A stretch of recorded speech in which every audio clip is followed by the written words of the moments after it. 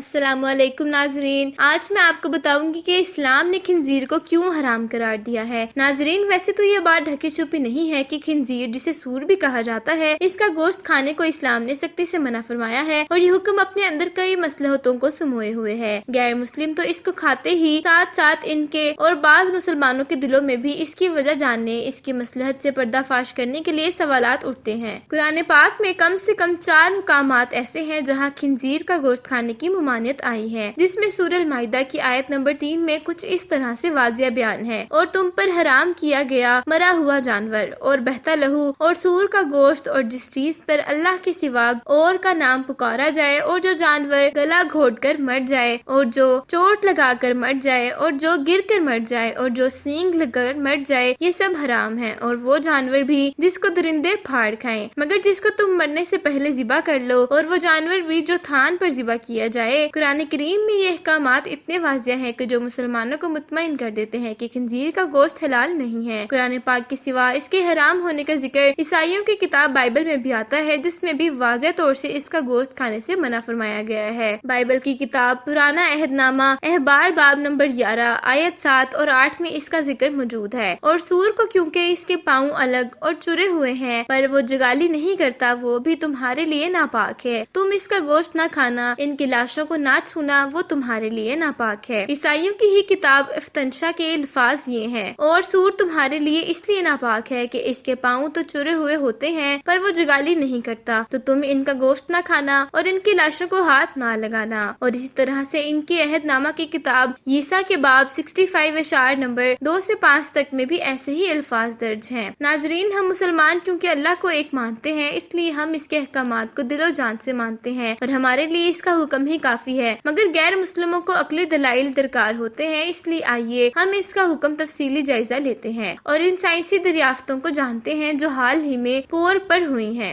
ان تحقیقات سے پتہ چلتا ہے کہ خنزیر کا گوشت کسی طور پر بھی صحت بخش نہیں ہوتا، بلکہ پورک کھانے سے 70 کے قریب بیماریاں ایسی ہیں جو لاحق ہو سکتی ہیں۔ عام طور پہ انسانوں میں کئی طرح کے کیڑے ہوتے ہیں، جیسے کہ راؤنڈ ورم، پن ورم اور تھریڈ ورمز، ہک ورمز وغیرہ۔ ان کیڑوں میں ایک پیٹ کا کیڑا بہت خطرناک ہے جسے ٹیپ ورم زبان میں ٹینیا سولیم کہتے ہیں۔ یہ کافی لمبا ہوتا ہے اور اس کی رہائش انسانی آنت ہے، اور وہیں یہ انڈے بھی دیتا ہے جس کا نام سائنسی زبان میں اووا ہے۔ یہ انڈے جب جسم میں شامل ہو جائیں تو خون کے ساتھ سفر کر کے جسم کے کسی بھی حصے میں پہنچ سکتے ہیں، اور اگر یہ دماغ تک پہنچ جائیں تو کسی بھی انسان کی یادداشت پر شدید برے اثرات ڈالتے ہیں۔ اگر دل تک پہنچیں تو ہارٹ اٹیک کی وجہ بن سکتے ہیں، اور اس کے علاوہ آنکھوں میں پہنچنے کی وجہ سے انسان آنکھوں کے موتیا یا نابینا پن کا شکار ہو سکتا ہے۔ جگر کو بھی ان کی وجہ سے شدید نقصان ہو سکتا ہے، یعنی یہ انسان کے جسم کے کسی بھی حصے میں اگر پہنچ جائیں تو اعضاء کو تباہ کر سکتے ہیں۔ ٹیپ ورم خنزیر کے گوشت میں بہت زیادہ مقدار میں پائے جاتے ہیں، جو اگر انسان کے جسم میں پہنچ جائیں تو کسی بھی اعضائے انسانی کو بیکار کرنے کے لیے کافی ثابت ہوتے ہیں۔ ایسا ہی ایک اور کیڑا خنزیر کے گوشت میں کافی مقدار میں موجود ہوتا ہے، جس کا نام ٹیفیلیا فورم یا تریچیرا فورم